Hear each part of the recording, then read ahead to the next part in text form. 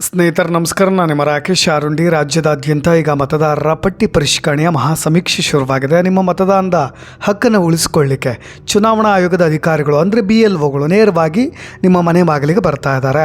ಆದರೆ ನೆನಪಿಡಿ, BLOಗಳು ನಿಮ್ಮ ಮನೆಗೆ ಬಂದಾಗ ನೀವು ಅಲರ್ಟ್ ಆಗಿರಬೇಕು.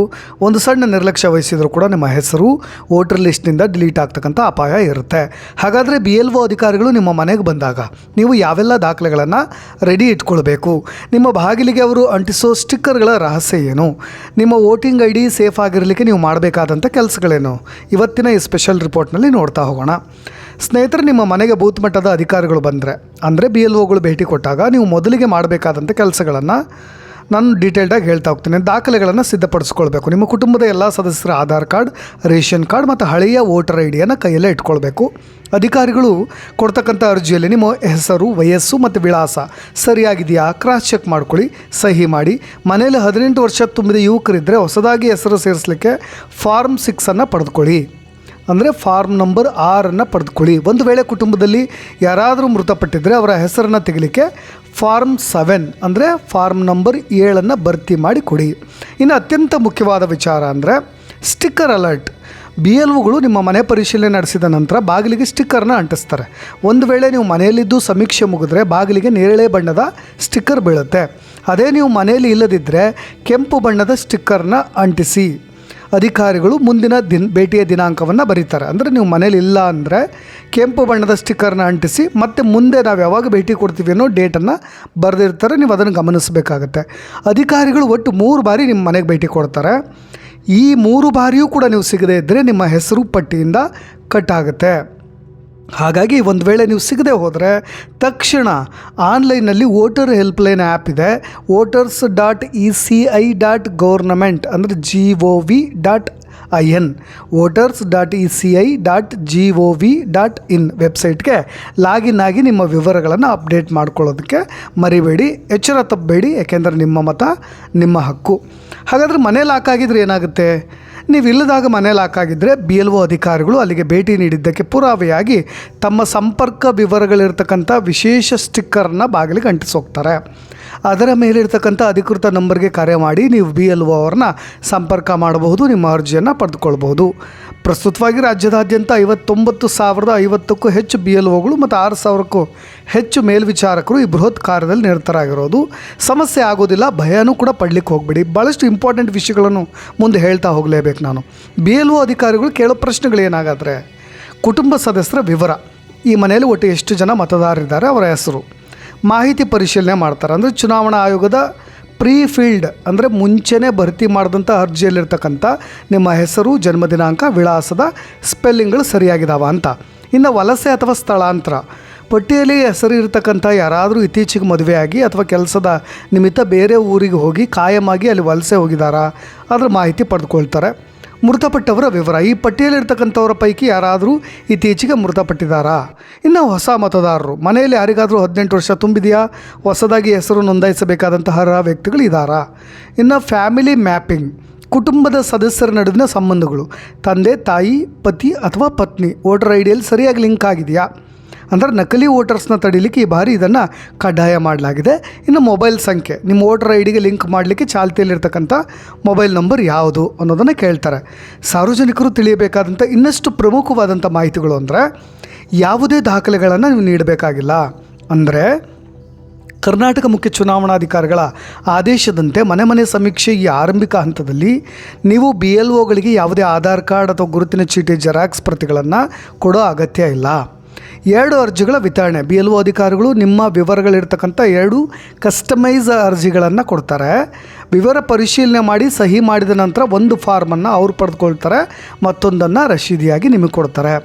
QR ಸೌಲಭ್ಯ ಇರುತ್ತೆ. ಈ ಬಾರಿ ಪ್ರತಿಯೊಂದು ಅರ್ಜಿಯ ಮೇಲೂ ಪ್ರತ್ಯೇಕ QR ಕೋಡ್ ಇರುತ್ತೆ. ಇದರ ಮೂಲಕ ನಿಮ್ಮ ವೋಟರ್ ID ಸ್ಟೇಟಸ್ ಏನಿದೆ ಅನ್ನೋದನ್ನ ಡಿಜಿಟಲ್ ಆಗಿ ನೀವು ಸುಲಭವಾಗಿ ಟ್ರ್ಯಾಕ್ ಕೂಡ ಮಾಡಬಹುದು. ಮತ್ತು ಭಾಷೆಯ ಆಯ್ಕೆ ಇದೆ.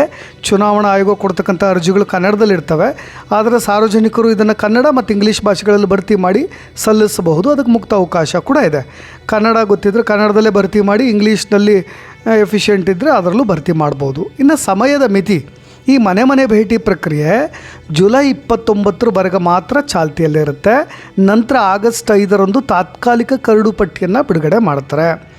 ಏನು ಕೊಡಬಾರ್ದು? ನಿಮ್ಮ ಬ್ಯಾಂಕ್ ಖಾತೆ ಸಂಖ್ಯೆ, ಕ್ರೆಡಿಟ್ ಡೆಬಿಟ್ ಕಾರ್ಡ್ ವಿವರಗಳು, UPI ID ಕೇಳಿದ್ರೆ ಯಾವುದೇ ಕಾರಣಕ್ಕೂ ಕೊಡಬೇಡಿ. OTP ಮತ್ತು ಪಿನ್ ನಂಬರ್. BLO ಅಧಿಕಾರಿಗಳು ಎಂದಿಗೂ ಕೂಡ ನಿಮ್ಮ ಮೊಬೈಲ್ಗೆ ಬರ್ತಕ್ಕಂಥ OTP ಮತ್ತು ಬ್ಯಾಂಕ್ ಪಿನ್ನನ್ನು ಕೇಳೋದಿಲ್ಲ. ಯಾರಾದರೂ ಕೇಳಿದ್ರೆ ಅವರು ನಕಲಿ ವ್ಯಕ್ತಿಗಳಾಗಿರ್ತಾರೆ. ಡಿಜಿಟಲ್ ಸಹಿ ಅಥವಾ ಪಾಸ್ವರ್ಡ್, ನಿಮ್ಮ ಯಾವುದೇ ಆನ್ಲೈನ್ ಅಕೌಂಟ್ಗಳ ಪಾಸ್ವರ್ಡ್ ಮತ್ತು ಡಿಜಿಟಲ್ ಸಹಿಗಳನ್ನು, ಅಂದರೆ ಮೊಬೈಲ್ನಲ್ಲೇ ಸಹಿ ಹಾಕೋದು ಆ ಥರದನ್ನು ಯಾವುದನ್ನು ಕೂಡ ಹಂಚ್ಕೊಳ್ಳಿಕ್ಕೆ ಹೋಗಬೇಡಿ. ಡಿಜಿಟಲ್ ಸಿಗ್ನೇಚರ್ಸ್ಗಳು ಭಾಳ ಜನ ಇಟ್ಟಿರ್ತಾರೆ, ಅದನ್ನು ಕೂಡ ಕೊಡಲಿಕ್ಕೆ ಹೋಗಬೇಡಿ. ಇನ್ನು ಆದಾಯದ ವಿವರ, ನಿಮ್ಮ ವಾರ್ಷಿಕ ಆದಾಯ ಎಷ್ಟು, ಆಸ್ತಿ ವಿವರ, ಇದು ಯಾವುದನ್ನು ಕೂಡ ನೀವು ಸಮೀಕ್ಷೆಗೆ ಕೊಡೋ ಅಗತ್ಯ ಇಲ್ಲ. ಅವ್ರು ಕೇಳೋದು ಇಲ್ಲ. BLO ಅಧಿಕಾರಿಗಳು ಕೇಳಿದ್ರೆ ಅವ್ರು ಫೇಕ್ ಅಂತ ಹೇಳಿ. ಇನ್ನು ಮೂಲ ದಾಖಲೆಗಳು, ನಿಮ್ಮ ಆಧಾರ್ ಕಾರ್ಡ್, ರೇಷನ್ ಕಾರ್ಡ್, ಹಳೆಯ ವೋಟರ್ ID, ಮೂಲ ಪ್ರತಿ BLO ಅಧಿಕಾರಿಗಳು ಕೊಂಡೊಯ್ಲಿಕ್ಕೆ ಕೊಡಬೇಡಿ. ಇಲ್ಲ ನಾವು ತೊಗೊಂಡು ಹೋಗ್ತೀವಿ, ಅಲ್ಲೇ ಫಿಲ್ ಮಾಡ್ಕೊಳ್ತೀವಿ, ನೋ ಆ ಥರ ಮಾಡಲಿಕ್ಕೆ ಹೋಗಬೇಡಿ. ಭೌತಿಕ ಜೆರಾಕ್ಸ್ ಪ್ರತಿಗಳು, ಕರ್ನಾಟಕ ಮುಖ್ಯ ಚುನಾವಣಾಧಿಕಾರಿಗಳ ಸ್ಪಷ್ಟ ಆದೇಶದಂತೆ ಮನೆ ಮನೆ ಸಮೀಕ್ಷೆ ಈ ಆರಂಭಿಕ ಹಂತದಲ್ಲಿ ನೀವು ಯಾವುದೇ ದಾಖಲೆಗಳ ಜೆರಾಕ್ಸ್ ಪ್ರತಿಗಳನ್ನು ಕೊಡೋ ಅಗತ್ಯ ಇಲ್ಲ. ಕೇವಲ ಫಾರ್ಮ್ ಮೇಲೆ ಸಹಿ ಮಾಡಿದ್ರೆ ಸಾಕು. ಬ್ಯಾಂಕ್ ಪಾಸ್ಬುಕ್ ಜೆರಾಕ್ಸ್ ಅದು ಕೂಡ ಕೊಡೋ ಅಗತ್ಯ ಇಲ್ಲ. ಇನ್ನು ನಕಲಿ ಅಧಿಕಾರಿಗಳಿಂದ ಜಾಗೃತರಾಗಲಿಕ್ಕೆ ನೀವು ಹೀಗೆ ಮಾಡಬೇಕು. ID ಕಾರ್ಡನ್ನು ಪರಿಶೀಲನೆ ಮಾಡ್ಬೋದು. ಅವ್ರ ಹತ್ರ BLO ಅಧಿಕಾರಿಯಾ ಅಥವಾ ಇಲ್ವಾ ಅಂತೇಳಿ ಅಧಿಕೃತವಾದಂಥ ಒಂದು ID ಕಾರ್ಡ್ ಇರುತ್ತೆ, ಚೆಕ್ ಮಾಡ್ಕೊಳ್ಳಿ. ಅವ್ರು ಕೊಡ್ತಕ್ಕಂಥ ಫಾರ್ಮ್ ಮೇಲೆ QR ಕೋಡ್ ಇರುತ್ತೆ, ಚುನಾವಣಾ ಆಯೋಗದ ಲೋಗೋ ಇರುತ್ತೆ, ಖಚಿತಪಡಿಸ್ಕೊಳ್ಳಿ. ಹಣ ಕೊಡ್ಲಿಕ್ಕೆ ಹೋಗಬೇಡಿ ಯಾರಿಗೂ ಕೂಡ. ಬೇಗ ಕೆಲಸ ಮುಗಿಸ್ಕೊಡ್ತೀವಿ, ಬೇಗ ಮುಂದಿನ ಮನೆ ಹೋಗ್ತೀವಿ, ಹಣ ಕೇಳಿದ್ರೆ ಕೊಡ್ಲಿಕ್ಕೆ ಹೋಗಬೇಡಿ. ಇನ್ನು ಬಹಳ ಜನಕ್ಕೆ ಕೆಲವೊಂದು ಕನ್ಫ್ಯೂಷನ್ಸ್ಗಳಿದೆ. ಪತ್ರಿಕೆಗಳಲ್ಲಿ ವರದಿಯಾದಂತೆ ಅವುಗಳನ್ನೆಲ್ಲವೂ ಕೂಡ ನಾನು ಕ್ಲಿಯರ್ ಮಾಡೋ ಪ್ರಯತ್ನವನ್ನು ಮಾಡ್ತೀನಿ. ಕೆಲವೊಬ್ಬರು ಪ್ರಶ್ನೆ ಮಾಡ್ತಾರೆ, ನಾನು ವಿದೇಶದಲ್ಲಿದ್ದರೆ ಅಥವಾ ಬೇರೆ ಸಿಟಿಲಿದ್ದರೆ ನನ್ನ ಪರವಾಗಿ ಯಾರಾದರೂ ಅರ್ಜಿ ಸಲ್ಲಿಸ್ಬೋದಾ ಅಥವಾ ನಾನೇ ಇರಬೇಕಾ ಅಂತ ಹೇಳಿ.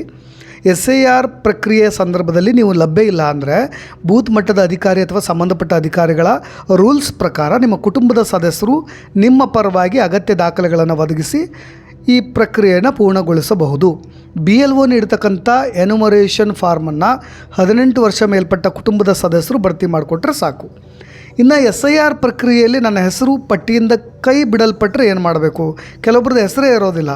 ಅವರು ಕೂಡ SIRನ ಹಲವು ಹಂತದಲ್ಲಿ ನಡೆಯುವ ಪ್ರಕ್ರಿಯೆ ಆಗಿರೋದ್ರಿಂದ ಈಗ ಮೊದಲ ಹಂತದಲ್ಲಿ ಮನೆ ಮನೆಗೆ ಭೇಟಿ ಕೊಡ್ತಾರೆ. ಇಲ್ಲಿ ಅರ್ಜಿಯನ್ನು ನಾವೇ ಆನ್ಲೈನ್ ಮೂಲಕ ಭರ್ತಿ ಮಾಡು ಕೊಡಬಹುದು. BLO ಭೇಟಿ ನೀಡಿದಾಗಲೂ ಕೂಡ ಕೊಡಬಹುದು. ಅಥವಾ ಅರ್ಜಿ ಭರ್ತಿ ಮಾಡಿ ಬೂತ್ ಲೆವೆಲ್ ಏಜೆಂಟ್ರಿಗೂ ಕೂಡ ಕೊಡಬಹುದು. ಒಬ್ಬ BLO ನಿತ್ಯ 50 ಅರ್ಜಿಗಳನ್ನು ಪಡೀತಾರೆ. ಈ ಮೂರರಲ್ಲೂ ವಿಫಲರಾಗಿ ಹೆಸರು ಮತದಾರರ ಪಟ್ಟಿಯಿಂದ ಕೈಬಿಟ್ಟರೆ ಭಯ ಪಡೋ ಅಗತ್ಯ ಪಡಬೇಡಿ. ಇಲ್ಲ ನಾನು 3ರಿಂದಲೂ ಕೂಡ ಅಟೆಂಡ್ ಆಗಲಿಲ್ಲ ಹಾಗೆ ಅಂತ ಹೇಳಿಬಿಟ್ರೆ ಈ ಬಗ್ಗೆ ಚುನಾವಣಾಧಿಕಾರಿಗಳ ಗಮನಕ್ಕೆ ತರಬಹುದು. ಹೆಸರು ಮತದಾರರ ಪಟ್ಟಿಯ ಕರಡು ಪ್ರತಿಯಲ್ಲಿ ಇರದೇ ಇದ್ದರೆ ನೀವು ಹೊಸದಾಗಿ ಹೆಸರು ಸೇರ್ಪಡೆಗಾಗಿ ಆನ್ಲೈನ್ ಮುಖಾಂತರವೂ ಕೂಡ ಅರ್ಜಿಯನ್ನು ಸಲ್ಲಿಸಬಹುದು. ಈ ಮುಂಚೆ ಬಾಡಿಗೆ ಮನೆಯಲ್ಲಿದ್ದೆ, ಮತದಾರರ ಪಟ್ಟಿಯಲ್ಲಿ ಅದೇ ವಿಳಾಸ ಇದೆ, BLOಗಳು ಅಲ್ಲಿಗೆ ಭೇಟಿ ನೀಡೋದರಿಂದ ನನ್ನ ಹೆಸರು ಪಟ್ಟಿಯಿಂದ ಬಿಟ್ಟು ಹೋಗುತ್ತಾ? ಒಂದು ವೇಳೆ ಅದೇ ವಿಳಾಸದಲ್ಲಿ ಮತದಾರರ ಗುರುತಿನ ಚೀಟಿ ಮುಂದುವರಿಸಬೇಕಾದ್ರೆ ಸಂಬಂಧಪಟ್ಟ BLOಗಳ ಗಮನಕ್ಕೆ ತಂದು ನೀಡುವ ಅರ್ಜಿಯನ್ನು ಭರ್ತಿ ಮಾಡಬೇಕು. ವಿಳಾಸವನ್ನು ಬದಲಿಸಬೇಕಾದ್ರೆ ಅದಕ್ಕೆ ನೀಡಲಾಗ್ತಕ್ಕಂಥ ಅರ್ಜಿಯನ್ನು ಭರ್ತಿ ಮಾಡಿ ಕೊಡಿ.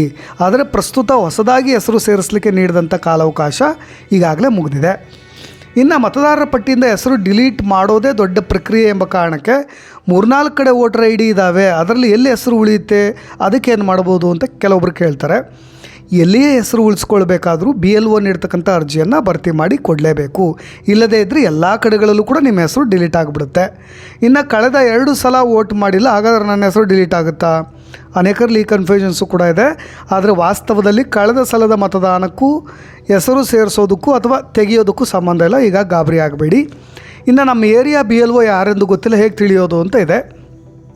ಅದಕ್ಕೊಂದು ಲಿಂಕ್ ಇದೆ, ceo.karnataka.gov.in/VFC/details ಅಂತ ಹೇಳಿ ನೀವು ಅದರಲ್ಲೇ ಮಾಹಿತಿಗಳನ್ನ ಪಡೆದುಕೊಳ್ಬೋದು. ಎಜುಕೇಟೆಡ್ಗಳು ಯಾರನ್ನಾದರೂ ಕೇಳ್ಬೋದು ನೀವು. ಅಥವಾ ಮದುವೆ ಆಗಿ ನನ್ನ ಗಂಡ ಊರಿನಲ್ಲಿ ವಾಸವಾಗಿದ್ದಾನೆ, ವೋಟರ್ ID ತವ್ರ ಮನೆಯಲ್ಲೇ ಇದೆ, ಅದನ್ನು ವರ್ಗಾಯಿಸೋದು ಹೇಗೆ ಅಂತ ಭಾಳ ಜನ ಕೇಳ್ತಾರೆ. ಮದುವೆಯಾಗಿ ನನ್ನ ಗಂಡನ ಊರಲ್ಲಿ ವಾಸವಾಗಿದ್ದೀನಿ, ವೋಟರ್ ID ತವ್ರ ಮನೆಯಲ್ಲೇ ಇದೆ, ಅದನ್ನು ವರ್ಗಾಯಿಸೋದು ಹೇಗೆ ಅಂತ. ಫಾರಮ್ 8 ವಿಳಾಸ ಬದಲಾವಣೆಗೆ, ಫಾರಮ್ 6 ಹೊಸದಾಗಿ ಹೆಸರು ಸೇರ್ಪಡೆಗಿದೆ. ಆದರೆ ಪ್ರಸ್ತುತ ಈ ಅವಕಾಶ ಇಲ್ಲ. ಆದುದರಿಂದ ಹಳೆಯ ಜಾಗದಲ್ಲೇ ಹೆಸರನ್ನು ಮುಂದುವರಿಸಬಹುದು, ನಂತರ ಅದನ್ನು ಬದಲಾಯಿಸ್ಕೊಳ್ಳಿಕ್ಕೆ ಅವಕಾಶ ಇದೆ. ಇದು ಮತ ಪರಿಷ್ಕರಣೆ ಮಾತ್ರ ಅನ್ನೋದನ್ನು ಅರ್ಥ ಮಾಡ್ಕೊಳ್ಬೇಕು ವೀಕ್ಷಕರೇ. ಮತದಾನ ಅನ್ನೋದು ಪ್ರಜಾಪ್ರಭುತ್ವದಲ್ಲಿ ನಮಗೆ ಸಿಕ್ಕಿರ್ತಕ್ಕಂಥ ಅತ್ಯಂತ ದೊಡ್ಡ ಹಕ್ಕು. ಆದರೆ ಆ ಹಕ್ಕು ನಮ್ಮ ಕೈ ತಪ್ಪಬಾರ್ದು ಅಂದರೆ ಜುಲೈ 29 ಒಳಗಾಗಿ ನಿಮ್ಮ ಮನೆಗೆ ಬರ್ತಕ್ಕಂಥ BLO ಅಧಿಕಾರಿಗಳಿಗೆ ಸರಿಯಾದಂಥ ಮಾಹಿತಿಯನ್ನು ನೀಡಿ ಸಹಿ ಮಾಡೋದು ಕಡ್ಡಾಯ. ಅದೇ ಸಮಯದಲ್ಲಿ ಎಚ್ಚರಿಕೆ ಕೂಡ ಇರಲಿ, ನಿಮ್ಮ ಮನೆಗೆ ಬರೋ ಅಧಿಕಾರಿಗಳು ಕೇವಲ ವೋಟರ್ ಲಿಸ್ಟ್ ಪರಿಶೀಲನೆ ಮಾಡ್ತಾರಷ್ಟೇ. ಅವರು ನಿಮ್ಮ ಬ್ಯಾಂಕ್ ವಿವರ ಆಗಲಿ OTP ಆಗಲಿ ಯಾವುದೇ ದಾಖಲೆಗಳ ಜೆರಾಕ್ಸ್ ಪ್ರತಿಗಳನ್ನಾಗಲಿ ಕೇಳೋದಿಲ್ಲ. ಒಂದು ವೇಳೆ ಯಾರಾದರೂ ಇಂತಹ ವೈಯಕ್ತಿಕ ಮಾಹಿತಿ ಕೇಳಿದ್ರೆ ಅವರು ನಕಲಿ ವ್ಯಕ್ತಿಗಳಾಗಿರಬಹುದು. ತಕ್ಷಣ ಪೊಲೀಸ್ನವ್ರಿಗೆ ದೂರು ಕೊಡಬಹುದು. ಜಾಗೃತರಾಗಿರಿ. ನಿಮ್ಮ ವೋಟರ್ ID-ಯನ್ನು ಸುರಕ್ಷಿತವಾಗಿರಿಸ್ಕೊಳ್ಳಿ. ಇದು ಇವತ್ತಿನ ಸ್ಪೆಷಲ್ ಸೆಗ್ಮೆಂಟ್ ಅಂತ ಹೇಳ್ತಾ ನಿರಂತರ ಸುದ್ದಿಗಳಿಗಾಗಿ ಮತ್ತೊಮ್ಮೆ ಒಂದು ಹೊಸ ಸುದ್ದಿಗಳೊಂದಿಗೆ ಬರ್ತೀನಿ. ನಾನು ನಿಮ್ಮ ರಾಕೇಶ್ ಆರುಂಡಿ. ಧನ್ಯವಾದ.